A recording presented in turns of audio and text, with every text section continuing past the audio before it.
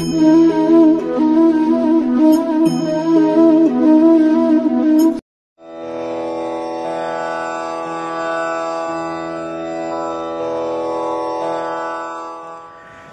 রাধে, সবাইকে নমস্কার। আপনাদের সবাইকে নিম্বার্ক গীতা ইউটিউব চ্যানেলের আজকের আরও একটি নতুন ভিডিওতে স্বাগতম জানাচ্ছি। তা শিক্ষার্থীরা, আজকের ক্লাসে আমরা আত্মসমর্পণ মন্ত্র নিয়ে আলোচনা করব। অর্থাৎ আপনারা দেখুন, আমরা বিভিন্ন সময় যে বিভিন্ন পূজা পাঠ হয় সেখানে আমরা পুষ্পাঞ্জলি দিই বা পূজা অর্চনা করি বা পুজোতে অংশগ্রহণ করি, ঠিক আছে।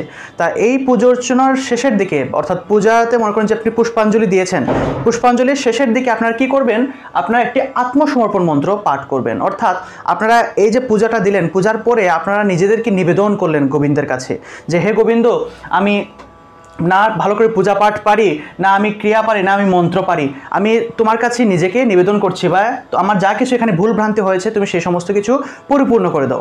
অর্থাৎ একটা পূজার মধ্যে আমাদের কিন্তু অনেক ভুল ভ্রান্তি হয়ে থাকে, ঠিক আছে। আর পুজোর শেষে সেজন্য আমাদের কি করা উচিত, নিজেকে সমর্পণ করে দেওয়া উচিত, ঠিক আছে। অর্থাৎ যে কোনো পূজা পাঠের শেষে আমাদের নিজেদেরকে আমরা কি করব, গোবিন্দের চরণে আমরা সমর্পণ করে দেব। এতে কি হবে, গোবিন্দের কৃপা বর্ষিত হবে, অনেক অনেক কৃপা বর্ষিত হবে। সেজন্য আমরা কি করব, প্রতিবার পুজো পাঠের শেষের দিকে, পূজা পাঠের শেষে মনে করুন পুজো হয়ে গেছে, আমরা পুষ্পাঞ্জলি দিয়েছি, পুষ্পাঞ্জলির শেষে আমরা কি করব, এই মন্ত্রটা অবশ্যই পাঠ করে নিব। ঠাকুরমশাই যদি এই মন্ত্রটা আমাদেরকে বলে নাও দেয়, আমরা কি করব, পুষ্পাঞ্জলির শেষে আমরা এই মন্ত্রটা নিজ থেকে পাঠ করে নেব, ঠিক আছে। এতে কি হবে, আমরা নিজেদেরকে অর্থাৎ আত্মসমর্পণ, অর্থাৎ নিজেকে আমরা কি করলাম, গোবিন্দের চরণে সমর্পণ করে দিলাম, ঠিক আছে। এতে ভগবান অনেক অনেক সন্তুষ্ট হন। তা দেখুন, আমরা এই আত্মসমর্পণ মন্ত্রটা ভালো করে লক্ষ্য করি, ঠিক আছে। প্রতিবার পূজার শেষে এই আত্মসমর্পণ মন্ত্রটা পাঠ করবেন।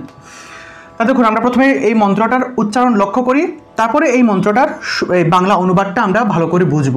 প্রতিটা মন্ত্রের ক্ষেত্রে কিন্তু অনুবাদটা বোঝা প্রয়োজনীয়, ঠিক আছে। অনুবাদ না বুঝে একটা মন্ত্র আপনি বুঝলেনই না আপনি কি পাঠ করতেছেন।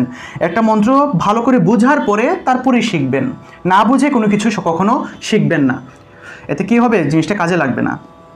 তাহলে দেখুন, আমরা এটা উচ্চারণটা লক্ষ্য করি। এখানে কি লেখা, মন্ত্রহীনম, ঠিক আছে। মন্ত্রহীনম অনুস্বার থাকলে সেটার উচ্চারণ ম, ঠিক আছে। তাহলে হীনম উচ্চারণ হবে হিনম, হিনম, বুঝা গেল, হিনম। আপনারা বিভিন্ন জায়গায় যে জায়গাতেই অনুস্বার পাবেন সেই জায়গাতেই ম উচ্চারণ করবেন, ঠিক আছে। তাহলে মন্ত্রহীনম ক্রিয়াহীনম, মন্ত্রহীনম ক্রিয়াহীনম, ভক্তিহীনম জনার্দন। একদম সিম্পল মন্ত্র। ইয়াত পূজিতাম, এখানে দেখুন জ আছে, অন্তস্থ জ। বাংলায় বললে যত, কিন্তু অন্তস্থ জয়ের উচ্চারণ হলো ইয়, আর তৎ থাকায় ইয়াত, উচ্চারণ হবে ইয়াত, যতের উচ্চারণ হবে ইয়ত, ঠিক আছে, ইয়াত। তা দেখুন, আমরা বিভিন্ন জায়গায় কিন্তু এই অন্তস্থ জটা, মানে বেশিরভাগ মন্ত্রের ক্ষেত্রেই কিন্তু এই অন্তস্থ জটা আছে, ঠিক আছে। এই অন্তস্থ জয়ের প্রয়োগ সবচেয়ে বেশি। সেজন্য আপনারা কি করবেন, এই অন্তস্থ জয়ের পরিবর্তে যে জায়গাতেই অন্তস্থ জ পাবেন, এই অন্তস্থ জটা যে জায়গাতেই পাবেন সেই জায়গাতেই ইয় উচ্চারণটা করবেন, ইয়, ঠিক আছে। তাহলে ইয়াত উচ্চারণ হবে এখানে ইয়াত। তাহলে ইয়াত পূজিতম অনুস্বার থাকায় ম, তাহলে পূজিতম অনুস্বারের পরিবর্তে ম উচ্চারণ করবেন। তাহলে পূজিতম ইয়াত পূজিতম ময়া দেব পরিপূর্ণম অনুস্বার থাকায় ম উচ্চারণ। তাহলে পরিপূর্ণম তদস্তু মে, ঠিক আছে। এই ক্ষেত্রে দেখুন, এই যে তদস্তুটা আছে, এই দন্ত্য শয়তয়, যে যুক্ত বর্ণটা আছে, এটাকে যদি আপনারা ভেঙে উচ্চারণ করেন তাহলে এই দন্ত্যস্য যুক্ত পাওয়া যায়, অর্থাৎ হসন্ত যুক্ত একটা দন্ত্যস্য পাওয়া যায়। এই হসন্ত যুক্ত দন্ত্যস্যটাকে হ রূপে উচ্চারণ করতে হয়। যদি আপনারা ভাঙেন তাহলে সেই ক্ষেত্রে উচ্চারণ কী হবে, তদহ তু মে। যদি আপনারা এই দন্ত্যস্য এবং তটাকে যদি এই যুক্ত বর্ণটাকে যদি ভেঙে উচ্চারণ করেন, আর যদি না ভাঙেন তাহলে তদস্তু মে, ঠিক আছে। না ভেঙে উচ্চারণ করেন, এটাই ভালো হবে, ঠিক আছে। পরিপূর্ণম তদস্তু মে, বুঝা গেল। তাহলে দেখুন, আমরা আবার প্রথম থেকে শেষ পর্যন্ত উচ্চারণটা লক্ষ্য করি। মন্ত্রহীনম ক্রিয়াহীনম ভক্তিহীনম জনার্দন। প্রথম লাইনটা একদম সিম্পল, শুধুমাত্র অনুস্বারের পরিবর্তে ম উচ্চারণ করবেন, ম। মন্ত্রহীনম ক্রিয়াহীনম ভক্তিহীনম জনার্দন ইয়াত পূজিতম। ইয়াত, ঠিক আছে, ইয়ত হবে ইয়াত পূজিতম ময়া দেব পরিপূর্ণম তদস্তু মে। পরিপূর্ণম তদস্তু মে। ঠিক আছে, একদম সিম্পল। এখন আমি এই মন্ত্রটা পাঠ করে দিই, আপনারা অবশ্যই আমার সাথে সাথে বলবেন। ঠিক আছে, মন্ত্রহীনম ক্রিয়াহীনম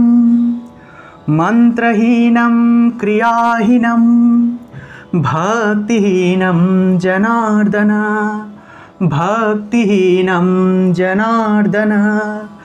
ইয়াৎ পূজিতম ময়া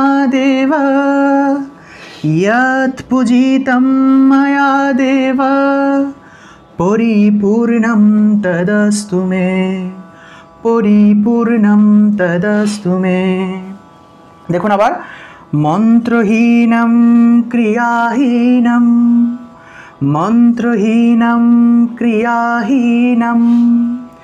ভক্তিহীনম জনার্দন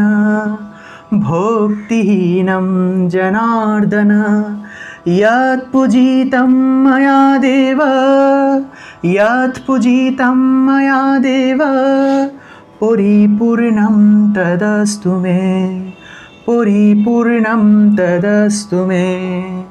ঠিক আছে, আমি আবার লাস্ট আরেকবার পাঠ করিয়ে দিচ্ছি, আপনারা অবশ্যই আমার সাথে সাথে বলবেন।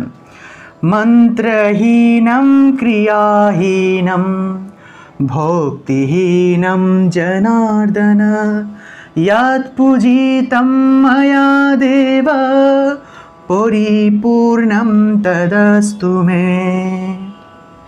তা এই ছিল আত্মসমর্পণ, অর্থাৎ যে কোনো পুজো পাঠের শেষে আপনারা যে নিজেদেরকে গোবিন্দের চরণে সমর্পণ করবেন, সেই সমর্পণ মন্ত্রের শুদ্ধ সংস্কৃত উচ্চারণ। এখন আমরা এই মন্ত্রের বাংলা অনুবাদটা লক্ষ্য করি। দেখুন, মন্ত্রহীনম ক্রিয়াহীনম ভক্তিহীনম জনার্দন অর্থাৎ হে জনার্দন মানে হে জনার্দন হলো পরমেশ্বর ভগবান গোবিন্দের বা পরমেশ্বর ভগবান শ্রীকৃষ্ণের আরেক নাম জনার্দন। ঠিক আছে, হে জনার্দন অর্থাৎ হে জনার্দন, আমি মন্ত্রহীনম ক্রিয়াহীনম ভক্তিহীনম অর্থাৎ আমি মন্ত্রহীন ক্রিয়াহীন ভক্তিহীন, অর্থাৎ হে গোবিন্দ, আমি না ঠিকমতো মন্ত্র বলতে পারি বা মন্ত্র পাঠ করতে পারি না, আমি পূজার অর্চনার যে ক্রিয়াকর্ম আছে সেগুলো পারি না, আমার মধ্যে সেই পরিমাণের ভক্তি আমার মধ্যে আছে। ঠিক আছে, আমি মন্ত্রহীন ক্রিয়াহীন এবং ভক্তিহীন। হে দেব ময়া দেব, হে দেব ময়া মানে আমার, ময়া মানে হলো আমার, হে দেব আমার দ্বারা যা কিছু, ইয়াত মানে হলো যা কিছু, ময়া অর্থ আমার দ্বারা, হে দেব ময়া দেব অর্থাৎ হে দেব আমার দ্বারা যা কিছু, অর্থাৎ ইয়াত মানে হলো যা কিছু, পূজিতম অর্থাৎ পূজিতম মানে হলো পূজিত হলো, পরিপূর্ণম তদস্তু মে তোমার কৃপায় সে সমস্ত কিছু পরিপূর্ণ হোক। ঠিক আছে, তদস্তু মে তোমার কৃপায় সে সমস্ত কিছু পরিপূর্ণ অর্থাৎ পরিপূর্ণ হোক। আমি আবার বলি, জনার্দন হে জনার্দন, মন্ত্রহীন ক্রিয়াহীন ভক্তিহীন, মন্ত্রহীনম ক্রিয়াহীনম ভক্তিহীনম, আমি মন্ত্রহীন ক্রিয়াহীন এবং ভক্তিহীন।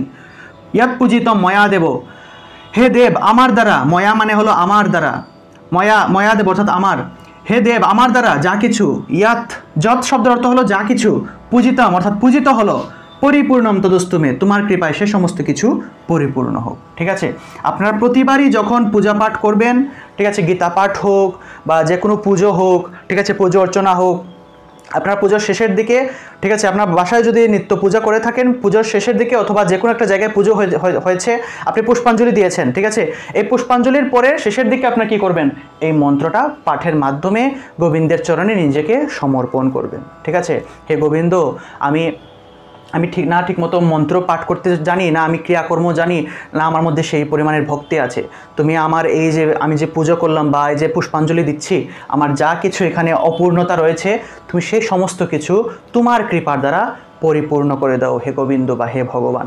ঠিক আছে, তা এই মন্ত্রের মাধ্যমে আমরা কিন্তু নিজেকে গোবিন্দের নিকট সমর্পিত করে দিচ্ছি, ঠিক আছে, নিবেদন করে দিচ্ছি। আপনারা অবশ্যই এই মন্ত্রটা ভক্তি সহকারে প্রতিবার পূজা পাঠের শেষে এই মন্ত্রটা পাঠ করবেন, দেখবেন গোবিন্দের কৃপা আপনার উপর বর্ষিত হবে। তা ধন্যবাদ সবাইকে এতক্ষণ আমার সাথে থাকার জন্য। আশা করি আপনারা বুঝতে পেরেছেন।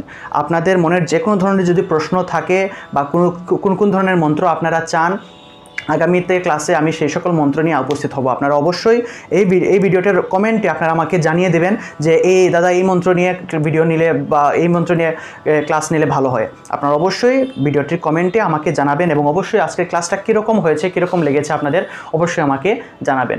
আমাদের আজকের এই ভিডিওটি যদি আপনাদের ভালো লেগে থাকে তাহলে অবশ্যই ভিডিওতে একটা লাইক দিতে ভুলবেন না এবং অবশ্যই কমেন্ট করবেন। এবং আপনারা যদি আমাদের চ্যানেলে নতুন হয়ে থাকেন অবশ্যই আমাদের চ্যানেলটিকে সাবস্ক্রাইব করে সর্বদা আমাদের সাথেই থাকবেন।